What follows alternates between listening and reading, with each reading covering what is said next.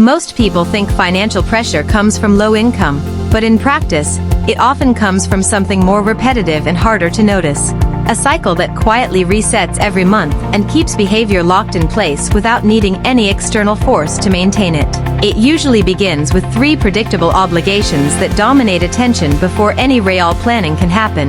Rent that anchors a fixed percentage of income, food that scales with both necessity and convenience, and debt repayments that reduce flexibility before the month even unfolds. These 3 categories form what can be described as a recurring base consumption loop, where money is not experienced as a tool for building, but as something already allocated before intention enters the picture.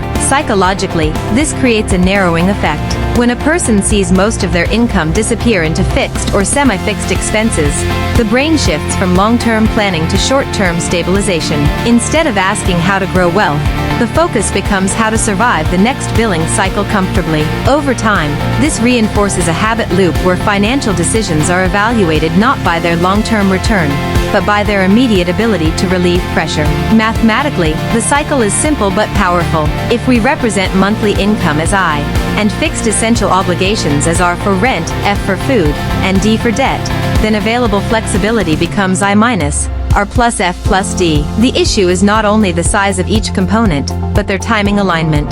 Because all 3 recur within the same monthly window, liquidity rarely accumulates long enough to be redirected into meaningful asset-building behavior. Even small increases in income often get absorbed by proportional adjustments in either food spending or lifestyle-related costs, keeping the net result stable.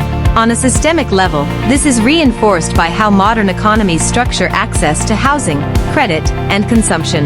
Rent extracts stability, food systems optimize for convenience pricing, and debt mechanisms front-load purchasing power while spreading repayment pressure into the future. Each one is individually rational, but together they create a closed loop where financial space is continuously occupied. Escaping this pattern is less about dramatic change and more about gradually shifting the proportions within the cycle, so that at least one component begins to shrink in relation to income rather than expand with it.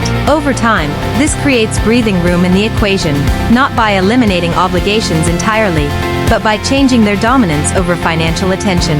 The key shift is conceptual rather than emotional. Instead of seeing income as something that gets divided automatically, it becomes a structure that can be reweighted. Once that perception changes, the same 3 bills no longer define the entire financial landscape. They become variables inside a system that can slowly be redesigned.